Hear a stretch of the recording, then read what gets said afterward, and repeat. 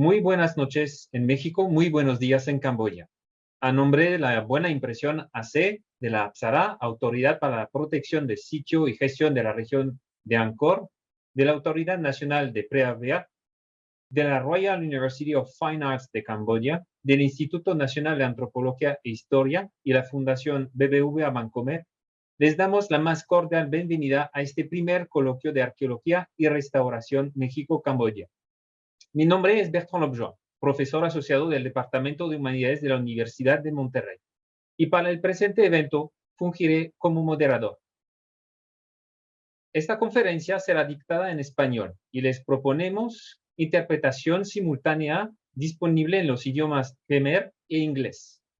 Para seleccionar el idioma de su preferencia, dé clic en el botón de interpretación localizado en la parte inferior de su pantalla de Zoom.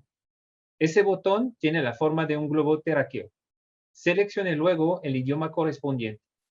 Para cancelar la voz original del locutor, dé clic sobre la opción Silenciar el audio original.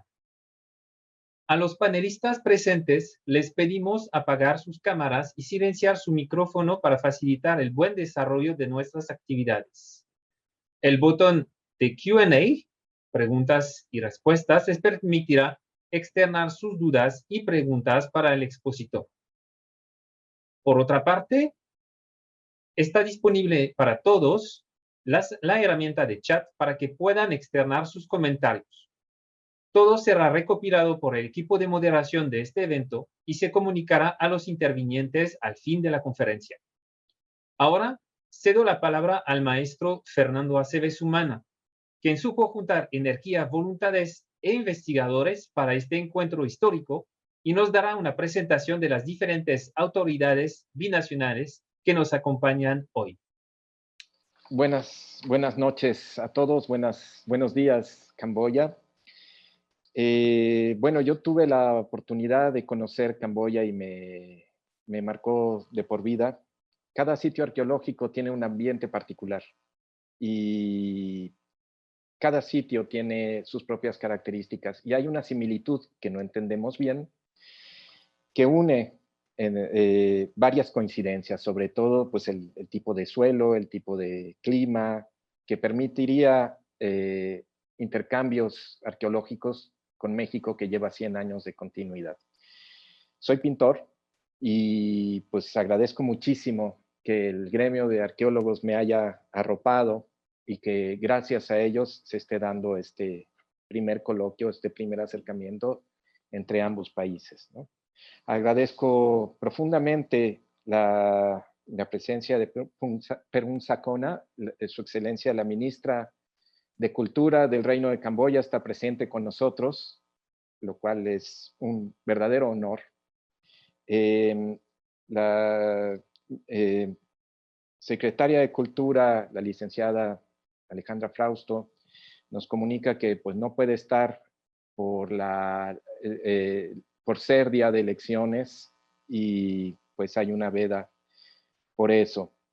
De todas maneras, pues está presente con nosotros. Quiero agradecer también la presencia del antropólogo Diego Prieto, director general del Instituto Nacional de Antropología e Historia, que nos va a acompañar. También Han Piu, el director general de la Autoridad Nacional APSARA, su contraparte en Camboya. De Kong Putikar, el director general de la Autoridad Nacional de Prea Vigea, el rector de la universidad, de la Royal University of Fine Arts, Hen Sopadi, donde está el taller Char, el taller hermano de la Buena Impresión, Sun Sopiakra, Nyan Sochea y mi amigo Chan Vitarin. Pues agradezco muchísimo su colaboración y sobre todo a Chao Sun Keria, que sin ella esto no sería posible. Este acercamiento lleva muchos años que estamos tratando de hacerlo y es gracias a su empuje y su colaboración que esto se da. Como comentábamos ella y yo, deseamos de todo corazón que este primer encuentro germine y dé frutos de colaboraciones arqueológicas y académicas entre ambos países. También quiero agradecer profundamente a todos los arqueólogos que aceptaron trabajar de manera desinteresada y solidaria. Y este coloquio tiene una base que también es muy bonita. Inspirar a los jóvenes y en un momento de indecisión, cuando tienen que escoger su propia carrera. Así que la pregunta básica para todos los arqueólogos es, ¿qué te inspiró para hacer lo que haces? ¿Qué te motivó en tu juventud para dedicarte tu carrera, tu vida a la arqueología y a la restauración? Muchas gracias. Agradecemos al maestro Fernando Aceves esas palabras de bienvenida. Ok, yo quisiera también agradecer a la Fundación BBVA México por este proyecto, también a Pedro Francisco Sánchez, coordinador general de arqueología, y me gustaría que tomara la palabra la ministra Turun Sacona. Quisiera decir algunas palabras. Yes, I would like to give some short speak, some word to Me gustaría decir unas breves palabras colleague. First of all, para nuestros colegas. to express Primero que my nada, gratitude, quiero expresar mi agradecimiento.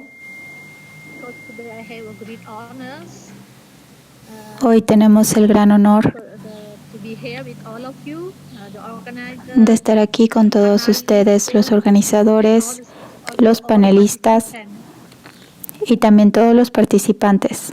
I think that it is really a good opportunity and also initiative Es una gran oportunidad e iniciativa to join Mexico and Cambodia together.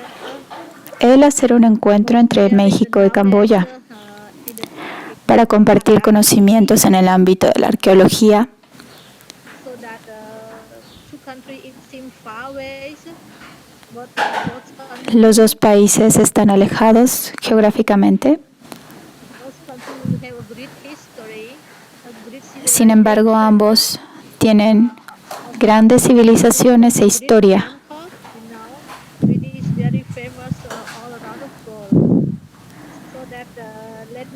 Sitios famosos a nivel mundial. Permítanme decir a nombre del ministro y de nuestro gobierno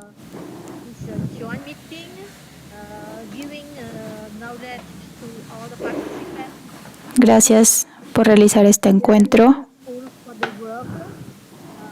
Es muy útil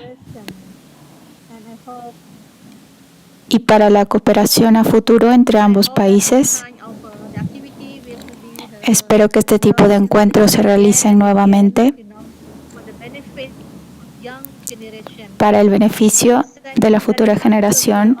Muchas gracias a los organizadores, a todos, a los panelistas, a los participantes. Les deseo lo mejor y que sea una conferencia exitosa. Gracias. Thank you. Thank you very much.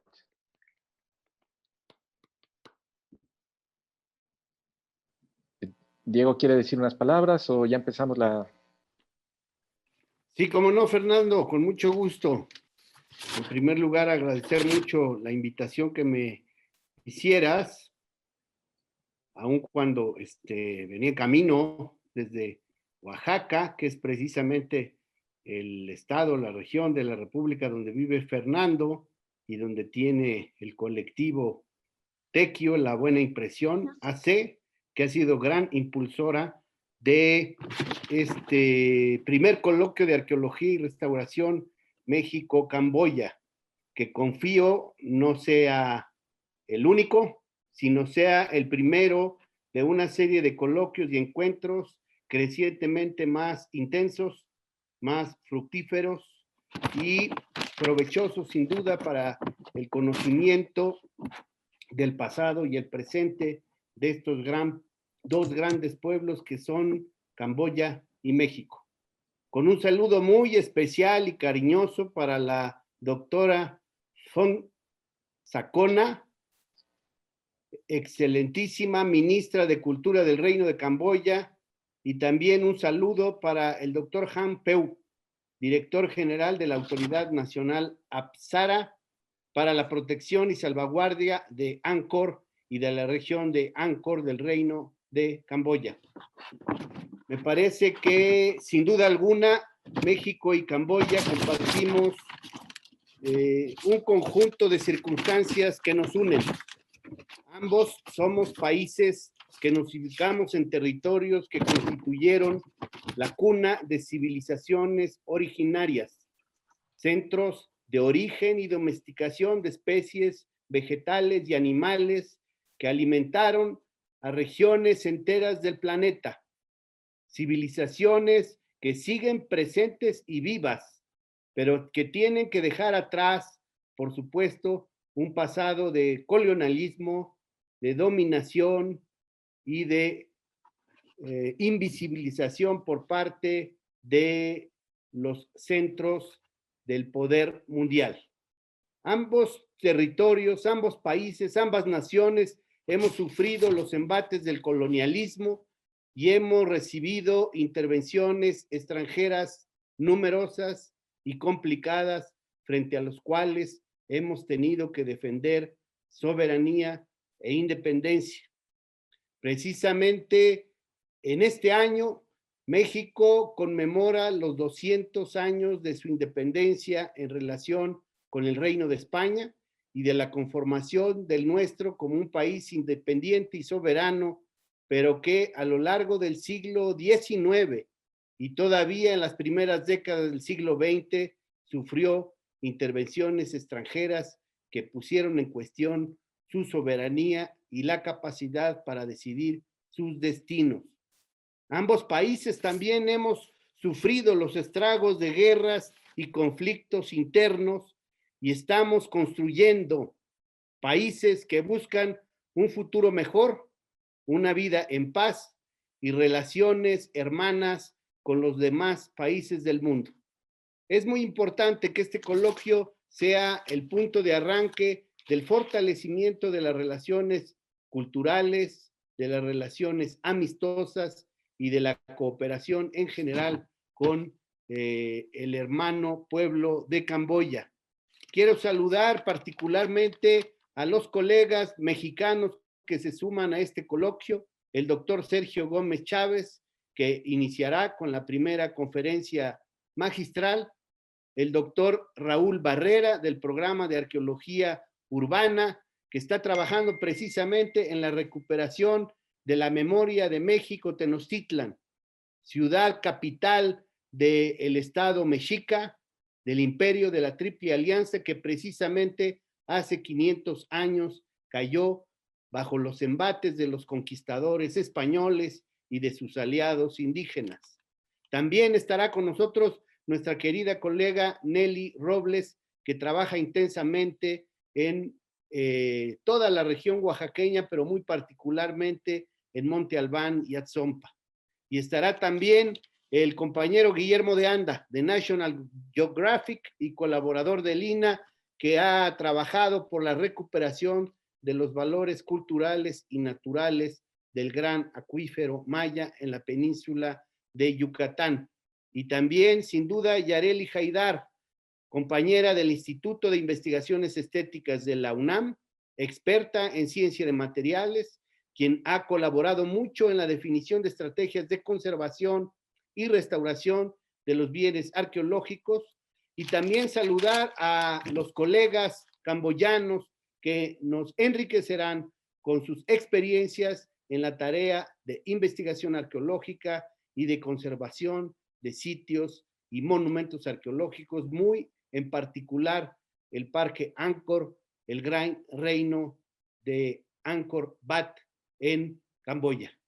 En particular a Pem Sam Wen, a Sutin Kim, a Ea Darit, que lo acabamos de ver, por supuesto, y también a Q Chan, y sin duda alguna a la gran impulsora de este primer coloquio, la querida doctora Keria Sun.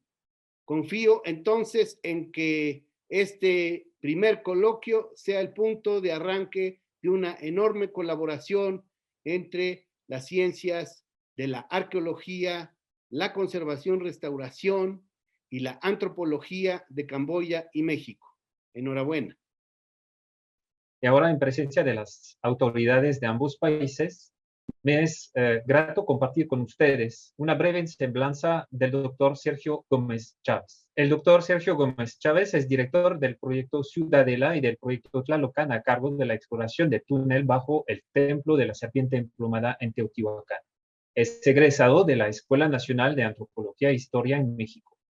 Es profesor investigador de tiempo completo en el Instituto Nacional de Antropología e Historia. Ha publicado casi un centenar de artículos en México y en el extranjero que abordan aspectos sobre el sistema de escritura y la lengua en Teotihuacán, la producción artesanal especializada, la organización espacial de los barrios, el juego de pelota, los grupos étnicos residentes en Teotihuacán y la protección del patrimonio arqueológico e histórico de México. Durante varios años fue profesor en la Escuela Nacional de Antropología e Historia. En 2005 y 2006 realizó estancias académicas y de investigación en la Sorbona, París 4, y la Escuela de Altos Estudios en Ciencias Sociales de Francia. Desde 2002 dirige el proyecto Ciudadela y el proyecto Tlalocan. En 2005 recibió el premio Teotihuacán a la mejor investigación. En 2015, la Academia de Ciencias Sociales de China le entregó el Field Discovery Award, premio al mejor descubrimiento arqueológico del mundo. Ha dictado conferencias en museos y universidades en Estados Unidos, Francia, Alemania, Japón, Dinamarca, Puerto Rico, España, Canadá, El Salvador y China. Ha sido profesor invitado y conferencista de la Universidad de la Sorbona en París, Francia, la Universidad de Harvard, la Universidad de Copenhague en Dinamarca, la Universidad de Aichi en Japón y el Centro David Rockefeller, entre otras. Bienvenida, doctor Sergio Gómez Chávez. Adelante. Nuevamente, muchas gracias. Y mi presentación girará en torno a lo que ha sido la arqueología y la conservación en Teotihuacán, uno de los sitios arqueológicos más importantes e impresionantes que tenemos en México. Trabajo en Teotihuacán desde hace más de 40 años y a lo largo de mi presentación quiero tratar de expresar cuál es el sentimiento, cuál es la emoción y cuál es el compromiso que tenemos los arqueólogos mexicanos para trabajar, por trabajar en un lugar como este, un lugar excepcional que tiene muchas vertientes y muchas posibilidades para la investigación arqueológica. Primero que nada, tengo que ubicar a nuestros amigos de Camboya y a quienes están muy lejos, ¿dónde se encuentra Teotihuacán? Teotihuacán se encuentra en lo que es el altiplano central del territorio mexicano. Para que se ubiquen, está apenas a 45 kilómetros de lo que fue la gran Ciudad de México. Cada año, millones de personas, millones de turistas llegan a este lugar y visitan dos de los principales monumentos. En la imagen, ustedes pueden ver del lado izquierdo arriba la pirámide de la Luna y la pirámide del Sol al centro. Son dos monumentos muy importantes que tenemos en este lugar. Cada año millones de personas llegan a este lugar y vienen con intenciones muy diferentes a lo que hacemos los arqueólogos. Por eso el Instituto Nacional de Antropología e Historia intenta presentar un esquema en el que se pueda exponer el conocimiento que tenemos de este lugar tan importante. Debo señalar que fue aquí en Teotihuacán donde don Carlos de Sigüenza y Góngora, el primer historiador mexicano, quien realizó la excavación arqueológica primera que se realizó en el continente americano. Fue una excavación que se llevó a cabo en el año de 1675. De 1675 hasta finales del siglo XIX, muchos otros viajeros llegaron a Teotihuacán y nos dejaron bellas ilustraciones de lo que consideraban, de lo que alcanzaban ellos a ver.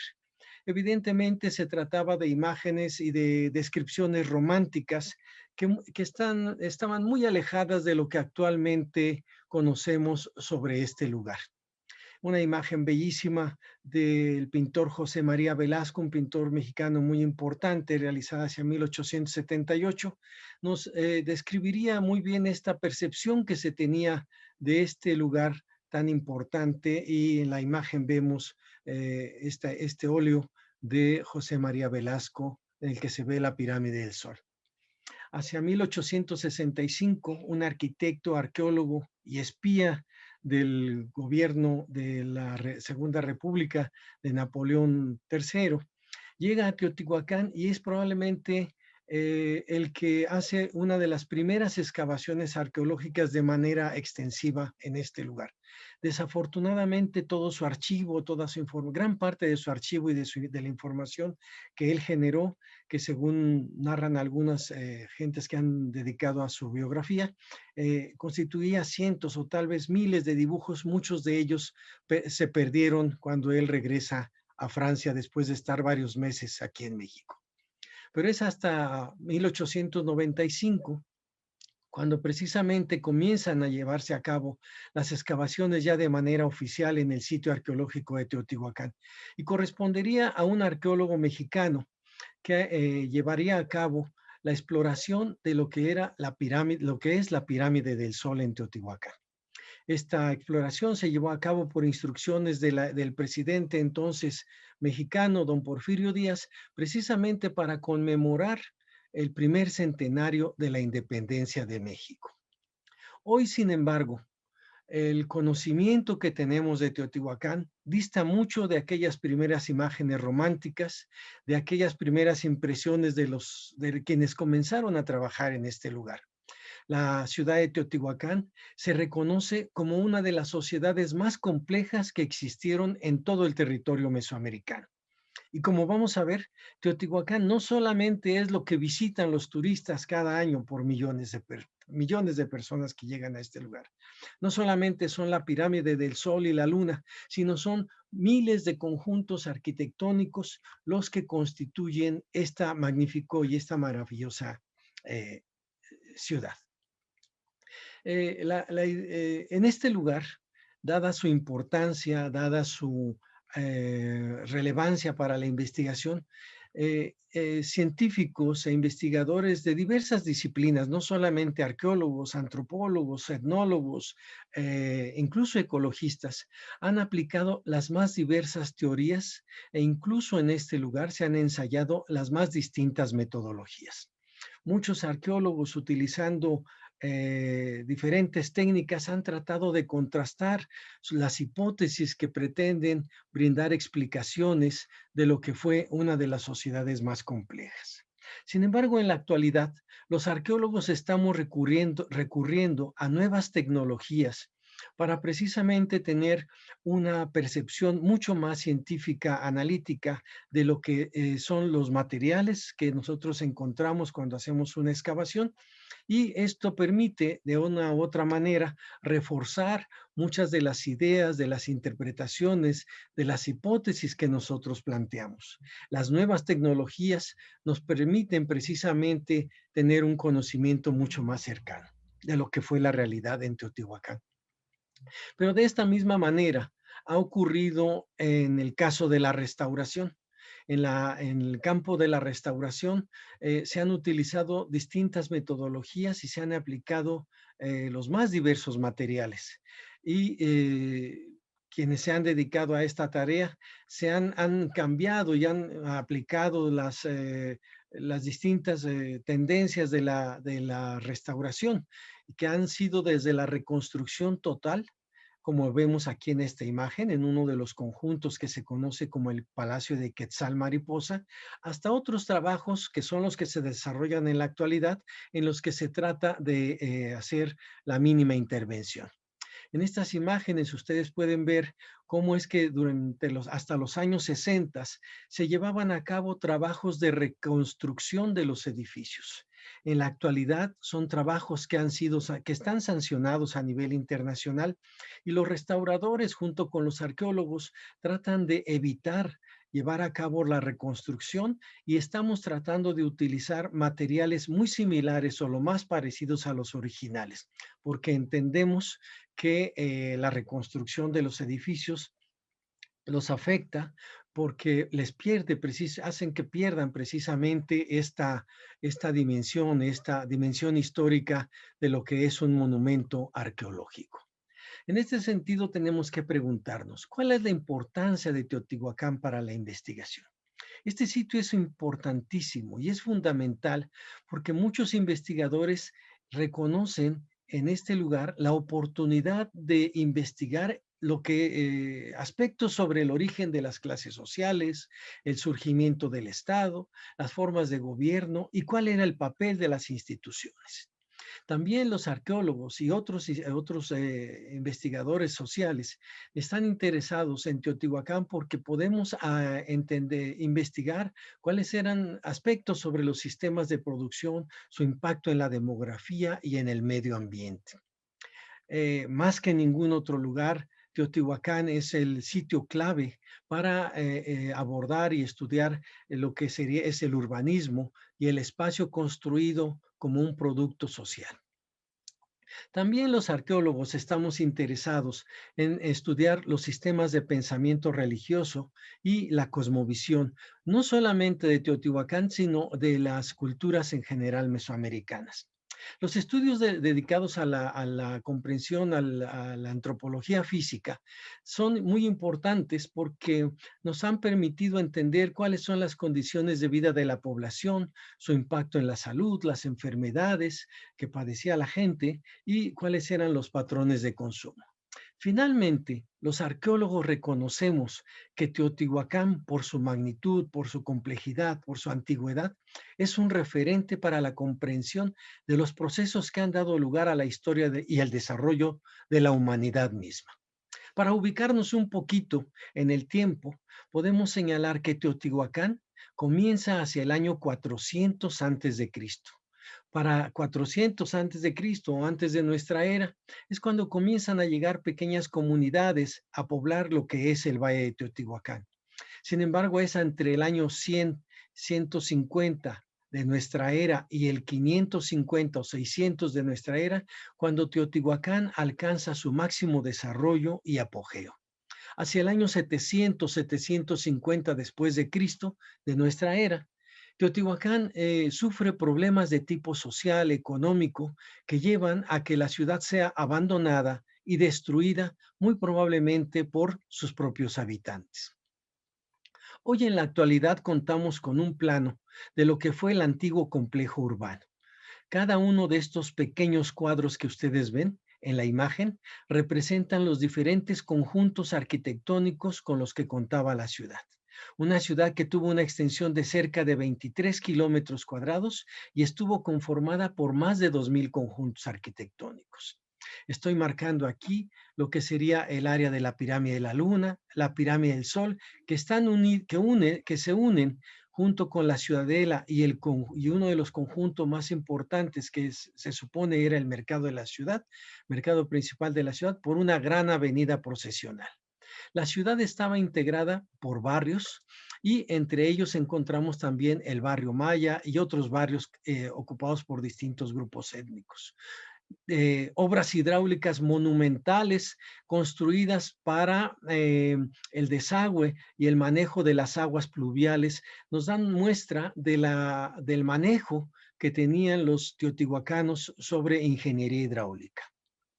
No solamente tenían todo un sitio, la ciudad contaba con un sistema de drenaje realmente impresionante, sino había todo un sistema de abastecimiento de agua para el uso cotidiano, para distintas actividades que se realizaba por medio de pozos artesianos. Ustedes pueden ver en la imagen cómo todas estas construcciones representadas en este plano mantienen una orientación, la misma orientación, que es una orientación de 15 grados, 17 minutos desviado al este del norte. Cuando hablamos de que la ciudad, todas las construcciones de la ciudad tuvieron una desviación, no es que los teotihuacanos hayan cometido un error, sino que construyeron la ciudad y mantuvieron esta orientación para que toda la ciudad funcionara como un gran reloj astronómico. De hecho, la pirámide del Sol podría considerarse como el marcador astronómico más grande, más importante que haya construido la humanidad en todo el tiempo, en toda la historia de la humanidad. Nosotros sabemos que la ciudad estaba organizada espacial y políticamente en barrios, aunque también sabemos que desde sus inicios estuvo conformada por diversos grupos etnolingüísticos. La ciudad no siempre fue, ni tuvo la misma forma, ni tuvo las mismas dimensiones. Desde el inicio de nuestra era, nosotros vamos a ver en estas imágenes cómo fue modificándose y cómo fue creciendo la ciudad conforme conforme aumentaba el número de habitantes. Al inicio de nuestra era, la ciudad probablemente tuvo una extensión de 17 kilómetros cuadrados y probablemente hasta 50,000 habitantes. En la fase Metepec, que es una de las fases finales de Teotihuacán, la ciudad llegó a tener hasta 22.5 kilómetros cuadrados y probablemente entre 150 y 175,000 habitantes. Para nosotros son números muy pequeños porque nuestras ciudades considera números mucho más grandes de millones de personas. Pero para esa época, muy pocas ciudades, muy pocos asentamientos, no solamente en el continente americano, sino en el mundo, llegaron a tener una población tan grande y tan concentrada en un mismo lugar. En esta imagen ustedes pueden ver algunos de los 3 principales complejos arquitectónicos que tuvo el conjunto urbano, y estoy marcando también lo que sería una de las obras hidráulicas más importantes, que es el Canal del Río San Juan, una obra impresionante. Vemos la Calzada de los Muertos. En la parte de arriba podemos observar lo que era el área que conforma el complejo arquitectónico de la Pirámide de la Luna, el complejo de la Pirámide del Sol, y un poco más al sur, después del río San Juan, el canal del río San Juan, lo que sería el complejo arquitectónico de la Ciudadela. Esta es una imagen de la Pirámide de la Luna, un edificio que tiene 145 metros por lado y alcanza, en la actualidad, tiene una altura de 45 metros. Después de múltiples exploraciones y trabajos realizados en los años 60, se han descubierto algunos de los edificios que constituyen lo que es el complejo arquitectónico de la Pirámide de la Luna. Sin embargo, alrededor de ellos, de los que están explorados, todavía quedan muchísimos edificios por explorar. El complejo arquitectónico de la Pirámide del Sol, representado el edificio principal precisamente por este gran basamento, que tiene 210 metros de lado y en la actualidad una altura de 65 metros. Múltiples edificios alrededor debieron conformar este complejo arquitectónico, que es uno de los 3 más importantes que tuvo la ciudad. Finalmente, al sur está el complejo arquitectónico de la Pirámide de la Ciudadela, en el que tenemos al centro, como el edificio principal, el templo de la serpiente emplumada. Un edificio que anteriormente, se le ha dado durante mucho tiempo distintas interpretaciones. Sin embargo, en la actualidad nosotros pensamos que es un edificio que fue dedicado para conmemorar el inicio del tiempo mítico, el inicio del calendario de la cuenta de los días. Es uno de los edificios más emblemáticos, más importantes que tenemos, no solamente en Teotihuacán, sino también en México. Teotihuacán fue el mayor centro de intercambio, producción y consumo de toda clase de bienes que existió en Mesoamérica. Objetos como estos se fabricaban en los distintos talleres que tuvo la ciudad, en los cientos de talleres que existieron en la ciudad y que generaban una riqueza realmente impresionante, que fue con lo que se logró llevar a cabo construcciones tan grandes como la Pirámide del Sol o la Pirámide de la Luna, que tienen más de 1 millón de metros cúbicos de volumen, según distintos cálculos. Los arqueólogos hemos reconocido que la obsidiana tuvo un papel fundamental en la economía de Teotihuacán. Se han reconocido la existencia de más de 400 talleres que se dedicaban a la producción de obsidiana, un recurso cuyos yacimientos se encuentran muy cerca de lo que fue Teotihuacán y que seguramente los teotihuacanos controlaban estos yacimientos, donde se extraía la obsidiana.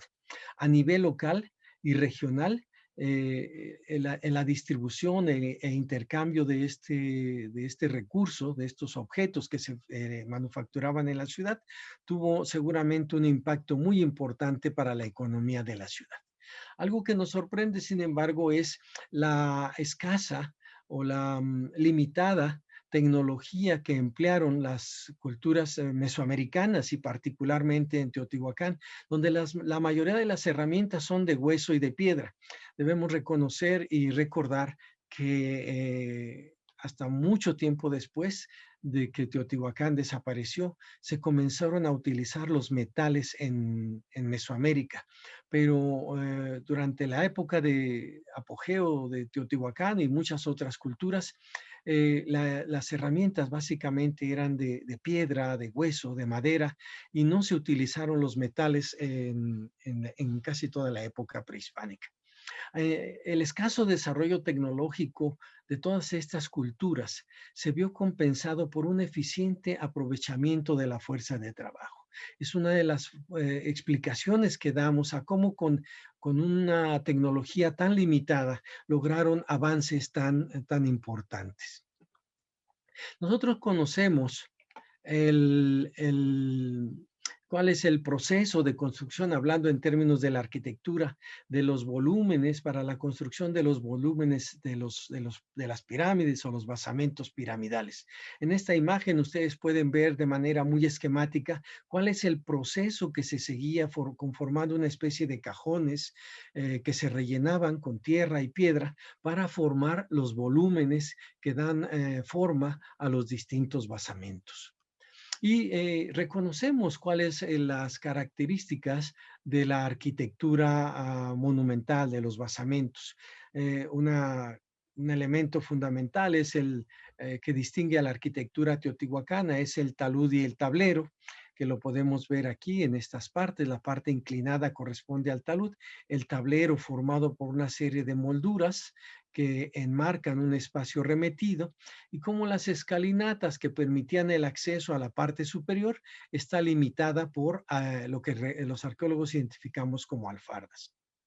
La función de los basamentos piramidales es básicamente la de sostener en la parte alta un templo o un aposento que servía seguramente para resguardar las imágenes, las esculturas de sus deidades, y en algunos casos probablemente también utilizados como aposentos para gente con un alto estatus social.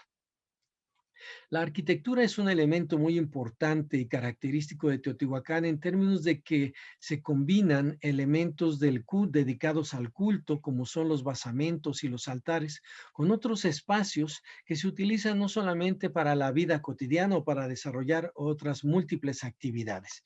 Por esa razón es que la arquitectura de Teotihuacán resulta tan llamativa, tan interesante para quienes estudian la conformación del espacio, no solamente en términos de la arquitectura misma, sino como resultado de un producto social.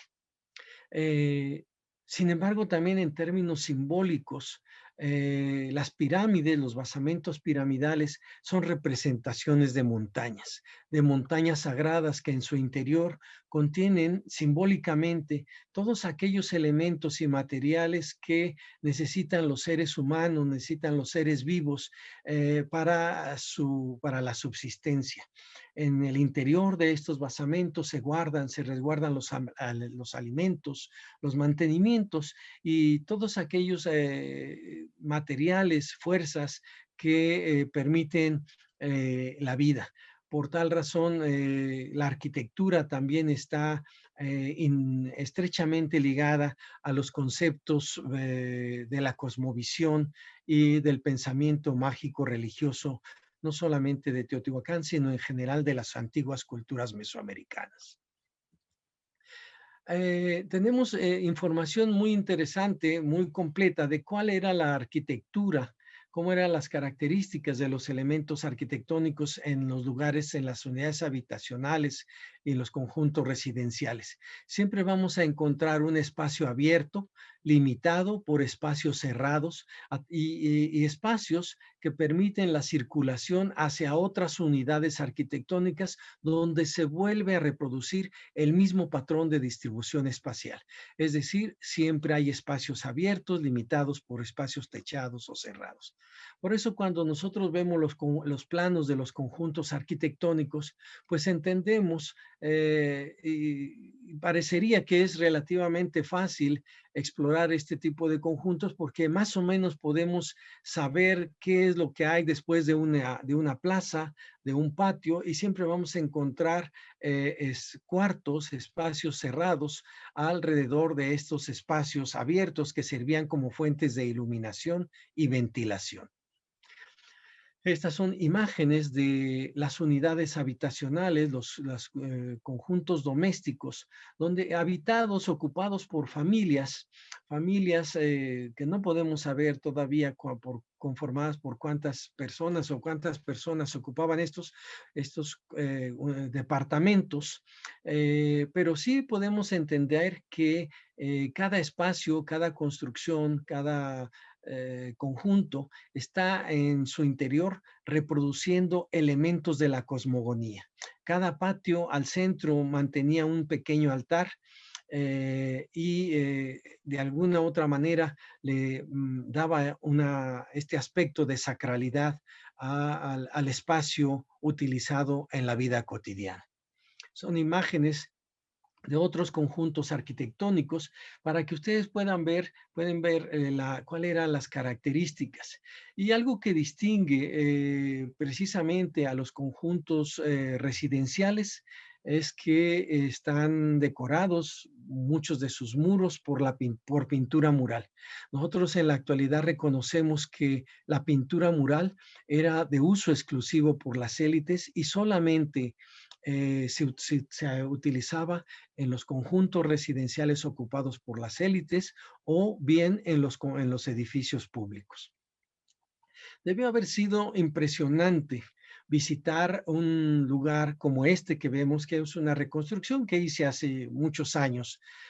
Para nada se asemejaría a las reconstrucciones que se utilizan en la actualidad con las tecnologías más recientes, pero quise mostrarla para que ustedes tuvieran una idea de cuál sería esta percepción de entrar a estos espacios en los que tenemos los patios y cómo a través de las esquinas o de otros podemos ingresar a otros espacios techados en los cuales estaban decorados con diversos motivos, todos ellos siempre motivos religiosos, motivos que hacen alusión a los grupos que ocupan estos conjuntos y que seguramente su función era la de reforzar la identidad de quienes ocupaban los conjuntos.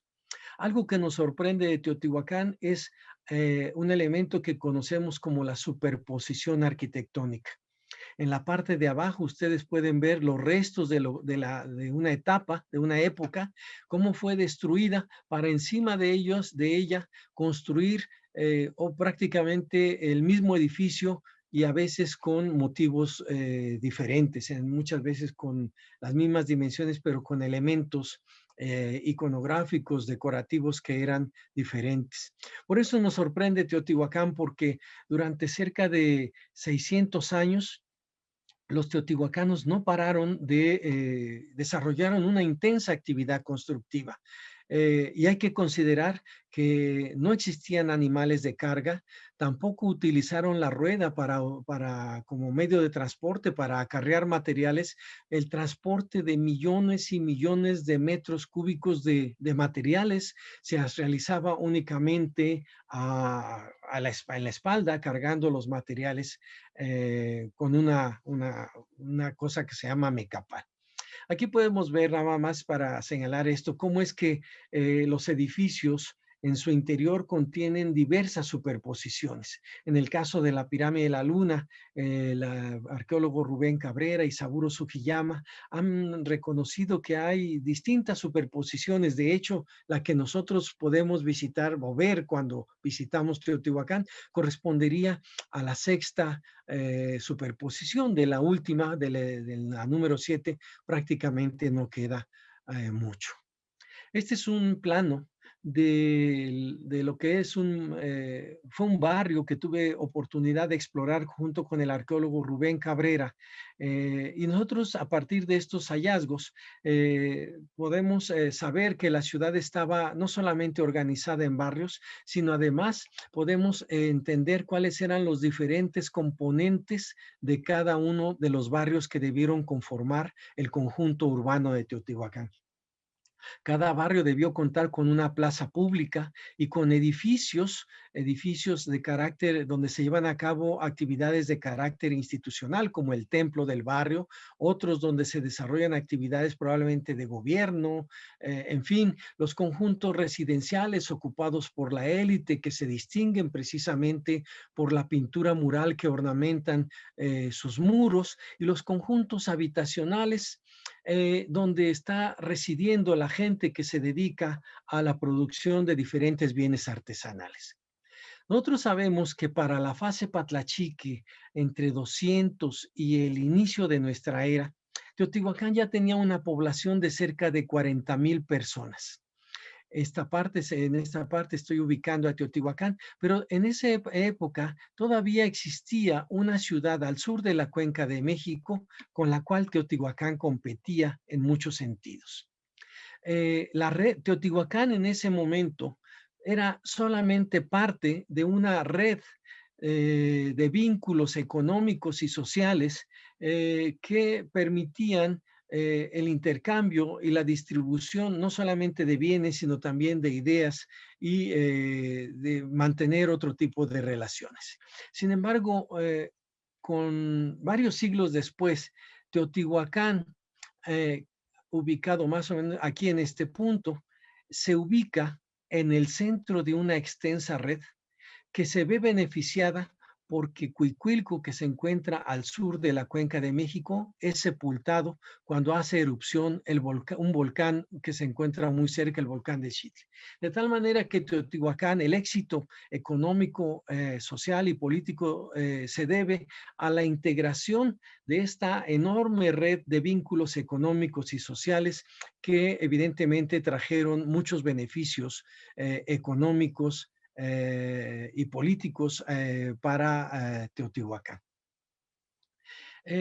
Durante muchos siglos, Teotihuacán buscó el abastecimiento de diferentes recursos. Por tal razón, estableció vínculos y rutas que permitían la comunicación y sobre todo lo que buscaba Teotihuacán era una serie de los distintos recursos que sirvieran para el consumo de la población residente en la ciudad. Debo decir que Teotihuacán es un pequeño valle en el que cuenta con muy pocos recursos. De hecho, la mayoría de los alimentos con los cuales se sostenía la población de Teotihuacán eran importados.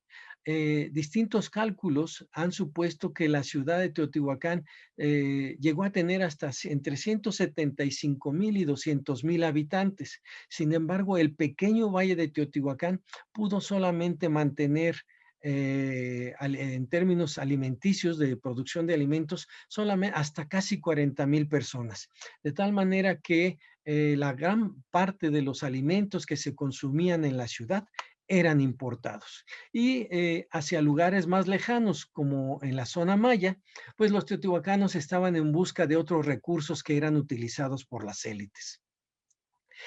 Hacia el año 378 después de Cristo, que es una fecha muy importante, Teotihuacán invade la zona maya y conquista una de las ciudades más importantes que existían en ese momento en el área maya. Conquista Tikal. Precisamente los epigrafistas han señalado que un militar de nombre Sillaca, que significa fuego naciendo, había pasado por varios sitios mayas muy importantes antes de llegar a Tikal.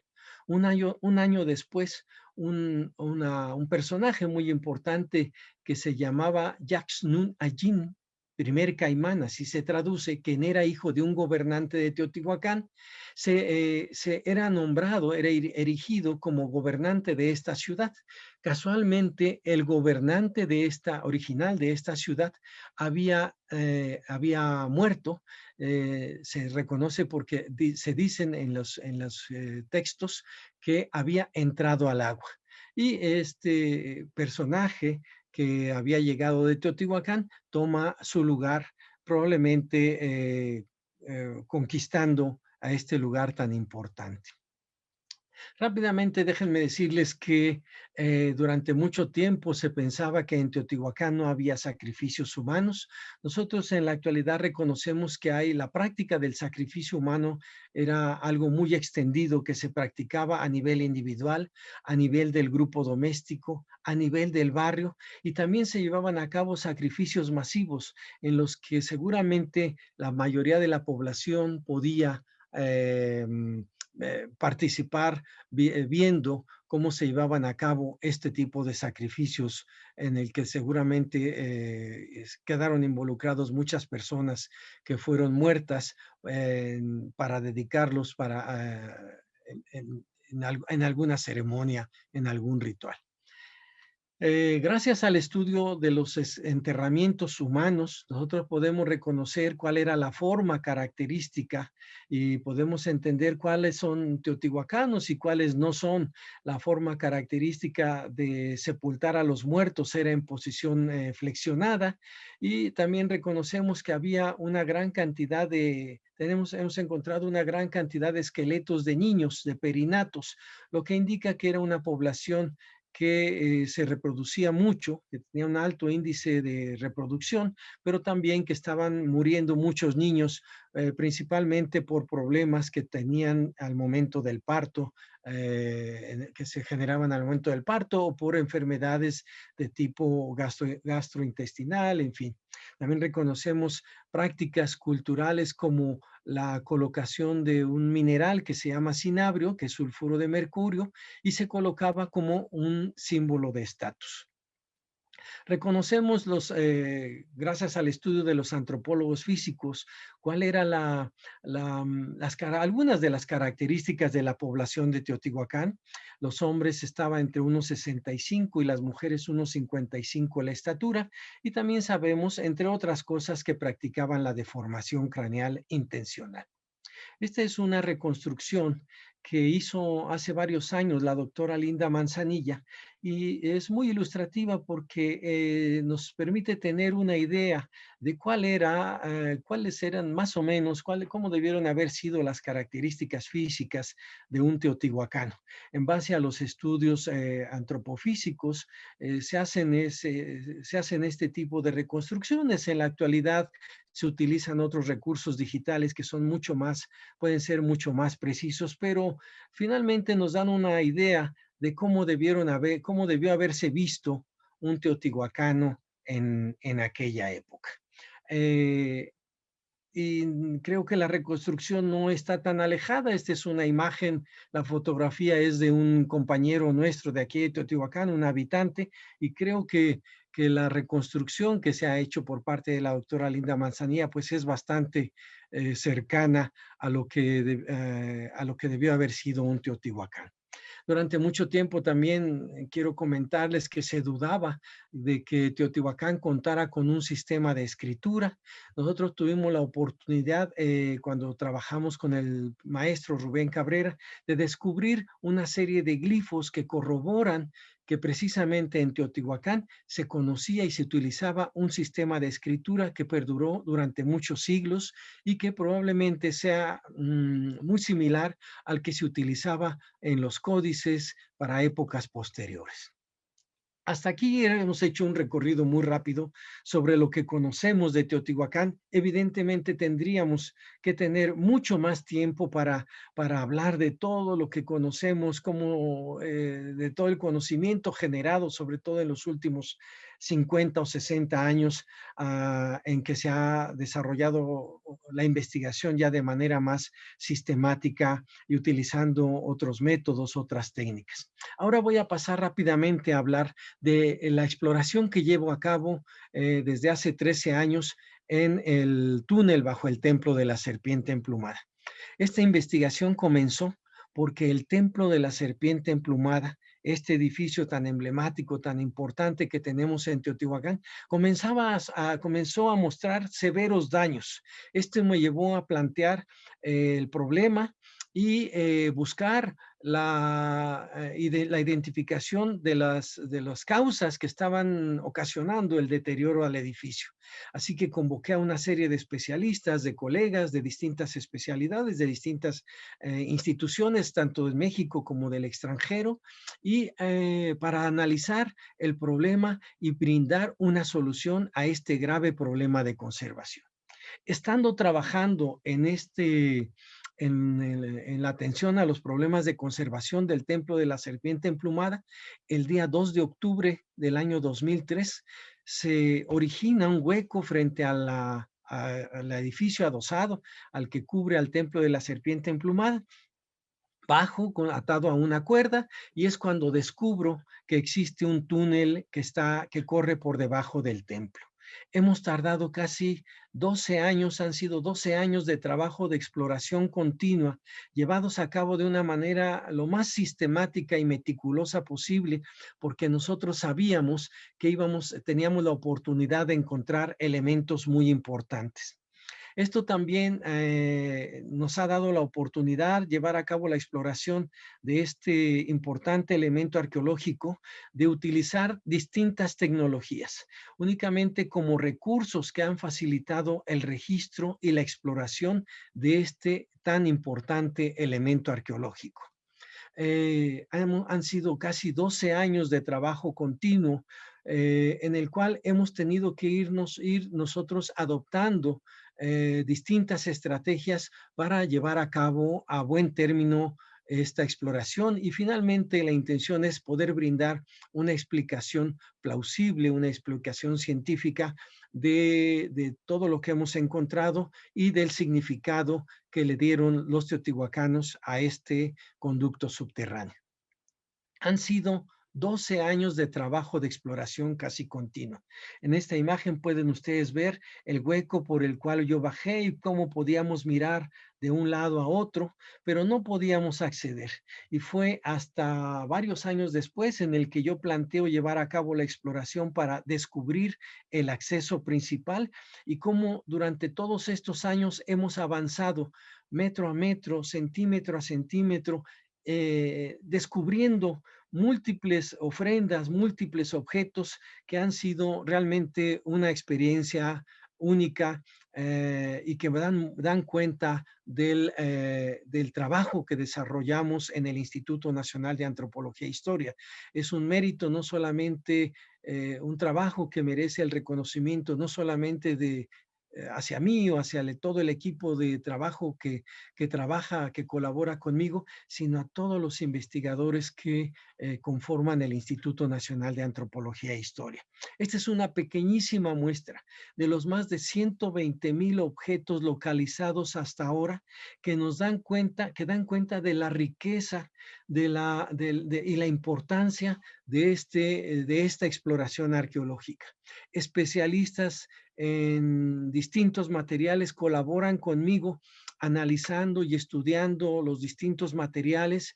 Ahí cuento también con la colaboración de un equipo muy importante de restauradores que se han dedicado a la recuperación de los múltiples objetos que hemos encontrado durante la exploración. Increíblemente hemos recuperado más de 20,000 diferentes semillas en perfecto estado de conservación. Tenemos cacao, tenemos frijol, maíz, en fin, una gran cantidad de material botánico que nos va a ayudar a entender mucho mejor aspectos sobre el medio ambiente que existía en aquella época y sobre los recursos botánicos que eran utilizados con fines rituales, e incluso como en el caso del cacao, que eran importados desde lugares muy lejanos. Tenemos cientos o tal vez miles de esqueletos, restos óseos de diferentes animales que llegaron y fueron depositados en el túnel a manera de pieles, porque solamente tenemos algunas partes que indican que corroboran que eran depositados a manera de pieles. Tenemos restos de insectos como escarabajos también colocados dentro de una caja al final del túnel. Vean ustedes esta pequeña muestra de cómo nosotros fuimos localizando cientos de caracoles y de múltiples otros objetos que se encuentran en perfecto estado de conservación. Finalmente, cuando nosotros llegamos al final del túnel, encontramos 4 extraordinarias esculturas en las cuales, cuya interpretación estamos trabajando, aunque tenemos ideas sobre cuál podría ser el simbolismo y significado de estas magníficas esculturas que, como ustedes pueden ver, se trata de la representación de 3 mujeres que van vestidas, llevan su falda, una especie de capa, que shkeme le llamamos en México, y un personaje masculino que es mucho más pequeño que las mujeres representadas en piedra verde. Mi propuesta inicial es de que estas son la representación en piedra de los ancestros fundadores de Teotihuacán, porque todos ellos cargan los bultos, cargaban a la espalda los bultos en los cuales se portaban los elementos que servían para hacer la magia y la adivinación. Son estas personas que tienen el don de la geomancia y que son las que les permite ubicar el lugar sagrado donde se debe de colocar las 3 piedras donde se levanta el primer altar y debió comenzar la vida sedentaria. Finalmente, no me resta sino señalar que este trabajo que desarrollo no es solamente soy yo, sino es un equipo muy grande de colaboradores, son técnicos en restauración, muchachos que los se han capacitado, que han participado en la exploración y cada uno asignado a una tarea específica. Finalmente me ha pedido Fernando que hable un poco acerca de por qué soy arqueólogo. Déjenme decirles que llegué a Teotihuacán cuando tenía apenas 19 años. Hoy tengo 60 años, 2/3 partes de mi vida he trabajado en este impresionante, magnífico lugar.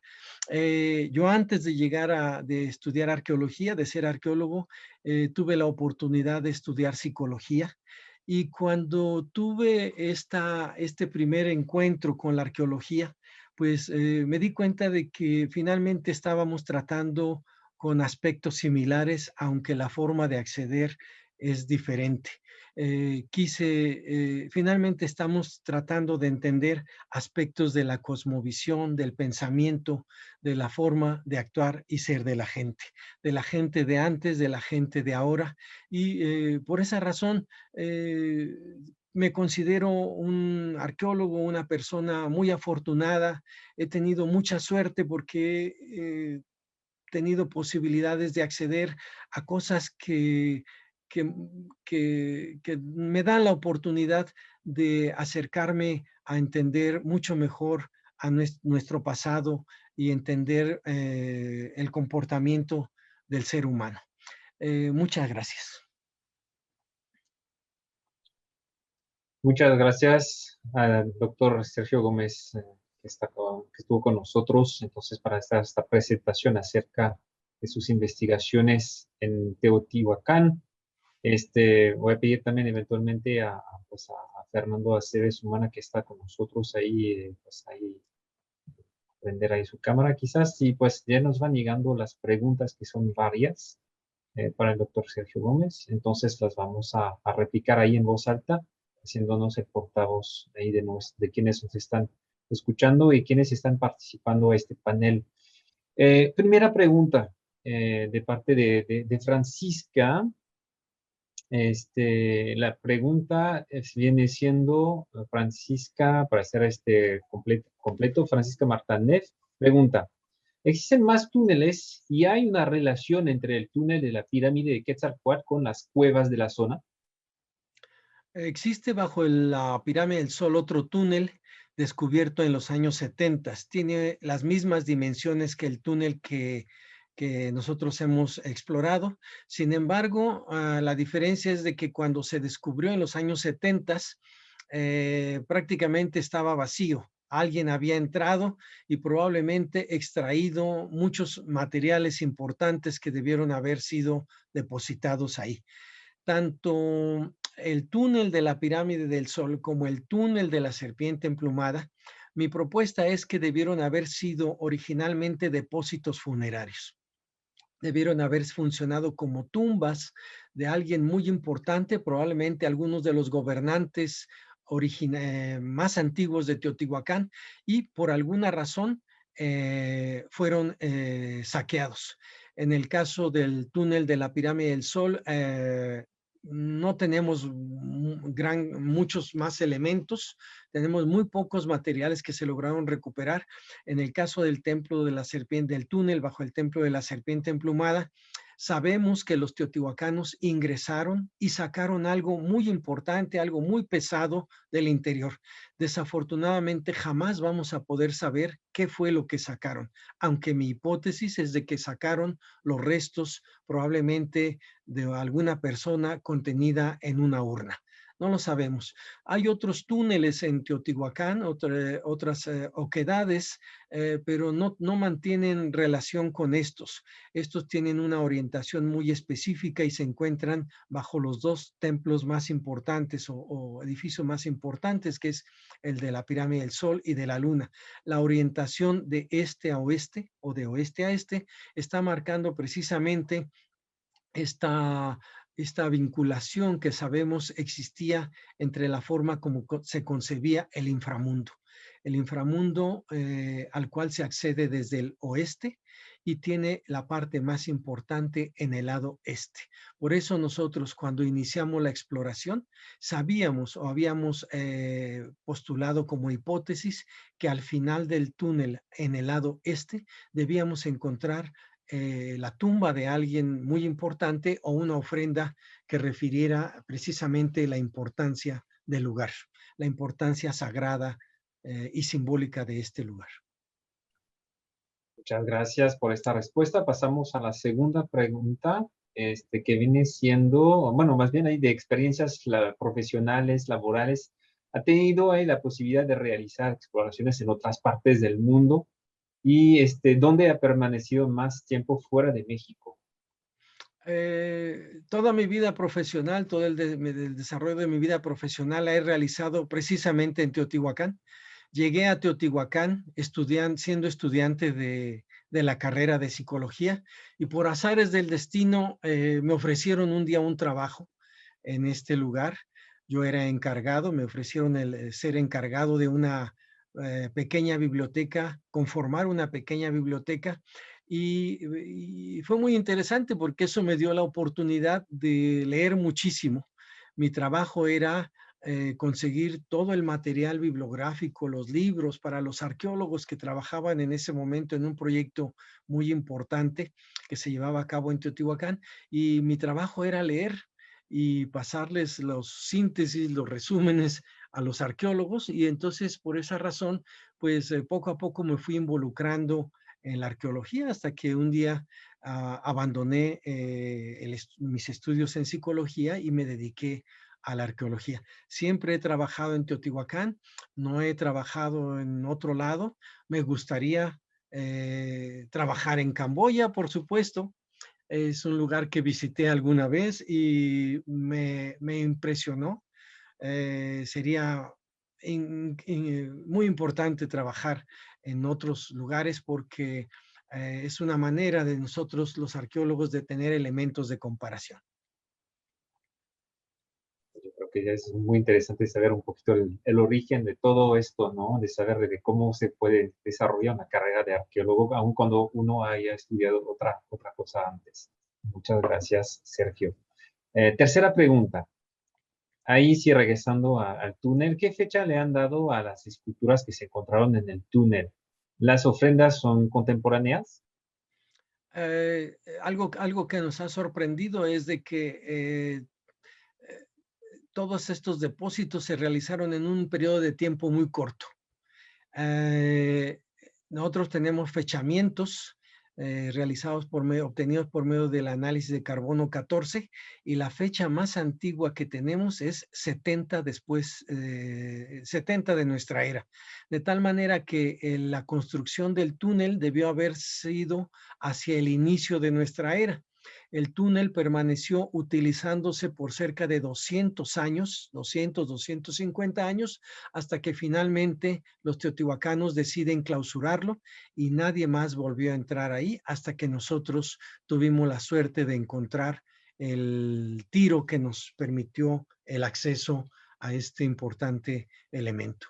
Entonces, son las fechas que tenemos que seguir trabajando, pero las esculturas y todos estos elementos depositados al final del túnel debieron haber sido colocados entre el año 100 y 150 después de nuestra era.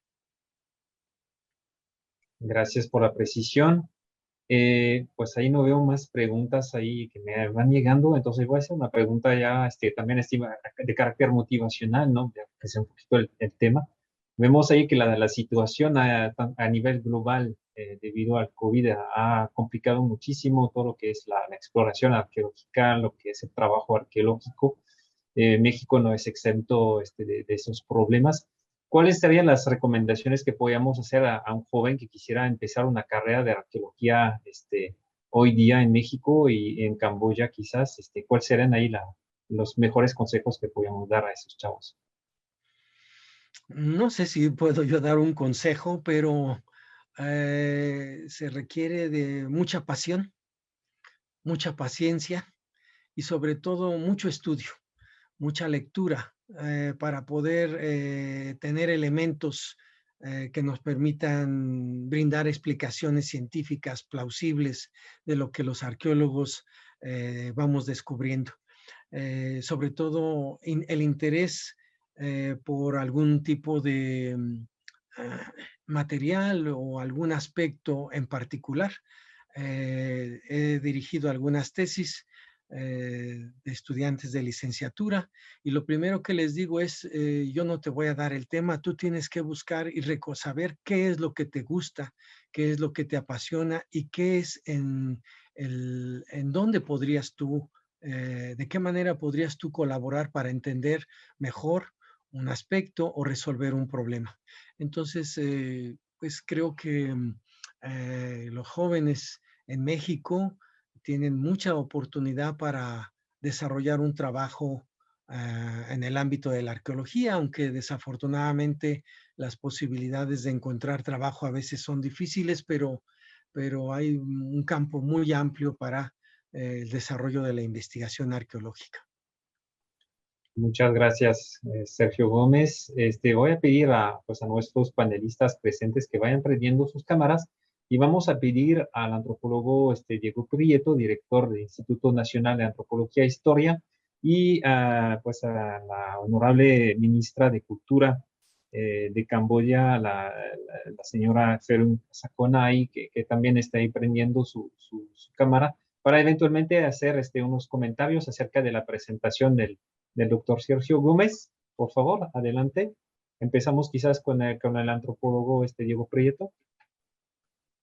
Muy buenas noches, pues ha sido un gusto escuchar, como siempre, a mi queridísimo colega Sergio Gómez, que yo creo que representa de manera muy clara el inmenso trabajo que lleva adelante el Instituto Nacional de Antropología e Historia para el estudio, el cuidado, la protección legal, la divulgación y el disfrute social de nuestro patrimonio arqueológico, histórico y antropológico. El instituto es una gran institución creada hace poco más de 82 años por el Estado mexicano y que tiene mucho que ver con la intención de recuperar en las grandes aportaciones de las civilizaciones que florecieron en nuestro territorio, la explicación de mucho de lo que tiene que ver con nuestra diversidad cultural, lingüística y étnica. La necesidad de que México recupere esta condición pluricultural que muchas veces fue opacada por el colonialismo, por la segregación, por la dominación extranjera y por visiones que resultaban culturalmente excluyentes. Y en ese sentido, yo recuperaría lo que planteó Sergio. Es muy importante que podamos hacer intercambios académicos en terreno y que los colegas de Camboya puedan venir a México a conocer los trabajos que se llevan a cabo en Teotihuacán, en el Templo Mayor, en Monte Albán y Atzompa, en el área oaxaqueña en general, pero también en el sureste, donde ahora estamos llevando a cabo un trabajo inmenso de salvamento arqueológico y de investigación regional de la arqueología y la antropología del área maya mexicana, a resultas de este gran proyecto del gobierno mexicano, que es el que se ha denominado el Tren Maya. En ese sentido, los hallazgos de Teotihuacán son verdaderamente sorprendentes.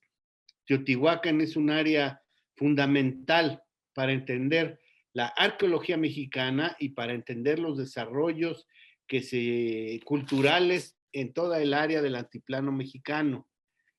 Sergio habló de cómo desde el siglo XVII empieza en la Nueva España la inquietud por hacer estudios de esta vieja ciudad mesoamericana, pero también habría que reconocer que ya desde el periodo posclásico, hacia los siglos XIV y XV de nuestra era, los mexicas van a Teotihuacán, que es una ciudad ya virtualmente desocupada, aunque seguía habiendo pobladores en mucho menor densidad, y trabajan ahí la idea de que ese es el lugar en donde surgieron sus dioses, porque los mexicas necesitaban un discurso de legitimación para poder construir su hegemonía en la cuenca de México y más allá en la gran parte del territorio mesoamericano. En ese sentido, me parece fundamental que recuperemos este vínculo, porque no quiero desconocer que en mucho la arqueología y la antropología de México se desarrollaron, digamos, muy imbuidos de la necesidad de recuperar la afirmación nacional. Pero no podemos negar el diálogo con las demás culturas y con las demás comunidades arqueológicas, antropológicas y, por supuesto, las instituciones que se ocupan de la conservación y restauración del patrimonio cultural en otras naciones. De manera que el diálogo con Camboya me parece fundamental. Sin duda, en Camboya y en un sentido más amplio en el sureste asiático, vamos a encontrar muchas claves para poder hacer estudios comparados de los desarrollos civilizatorios en estos ámbitos que constituyen las cunas de civilizaciones originarias. Saludo entonces mucho este primer coloquio, México-Camboya, Arqueología y Restauración, y hago votos para que siga produciendo muy buenos resultados como el que nos ha ofrecido Sergio Gómez con esta muy brillante conferencia. Muchas gracias. Muchas gracias, antropólogo. Vamos a dar la palabra a la honorable ministra de Cultura de Camboya, la señora Ferun Sakona, si quiere hacer ahí unos comentarios finales. Thank you very much, dear colleague. I would like just to say that it is very Gracias. Me gustaría interesting work, research decir que estas son investigaciones interesantes, muy valiosos.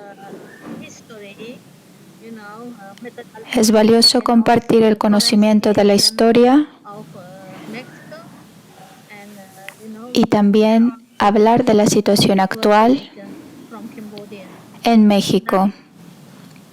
Honestly, I'm not archaeologist. Honestamente, Very interesting no soy arqueóloga de profesión, sin embargo, estoy muy interesada en la arqueología. In my head, I wonder how it was built, the pyramid, Mexico, Angkor. Me preguntaba cómo era la arqueología en México, en Angkor. Me imaginaba a nuestros ancestros. Even actually, a lot of researchers work very hard, but we cannot find every question. Los investigadores trabajan de manera muy dura, pero sabemos que no podemos tener todas las respuestas a nuestras interrogantes. Así que estoy muy agradecida por todo el trabajo que ellos hacen y por compartir todo su conocimiento sobre México y Camboya.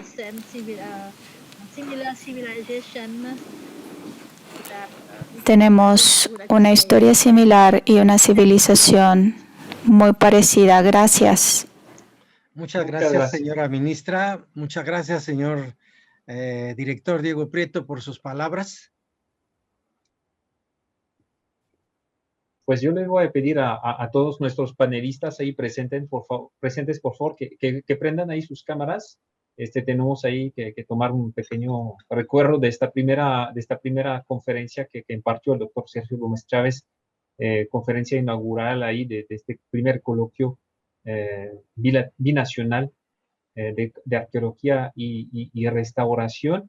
Y bueno, también invitarlos a seguir la programación de este coloquio. Tenemos una segunda sesión que va a estar muy, muy interesante el día de mañana. Va a estar con nosotros la doctora Nelly Robles, que fue en su momento directora de la zona arqueológica de Monte Albán y también integrante del Consejo Nacional de Arqueología. Y bueno, nos va a hablar entonces de cómo ser arqueóloga en Oaxaca en su momento. Entonces, queden ahí, quédense un tantito ahí los panelistas. Fernando, no sé si quieres ahí dar unas palabras ahí para cerrar esta primera sesión. Adelante.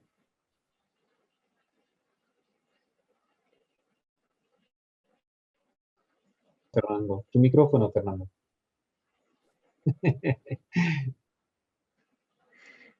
No, pues agradecer a todos los participantes que pues están aquí con nosotros. Y pues bueno, seguimos con la idea, ¿no? Nosotros en realidad somos pintores. Éramos un oficio que era muy importante para la arqueología y pues se ha separado un poco por las cuestiones de la tecnología, pero existe una hermandad. Y yo creo que tanto la labor que nosotros hacemos, que es dibujar de espacios y tratar de representar la naturaleza y sobre todo el ambiente de los sitios arqueológicos, puede dar pie a colaboraciones como estas, ¿no? Yo espero que si se dan intercambios académicos y científicos con Camboya, sea una experiencia tan bonita como la hemos tenido con la Royal University of Fine Arts. Y pues hago votos para que estas oportunidades de las que estoy muy agradecido puedan repetirse y puedan repercutirse también en las nuevas generaciones.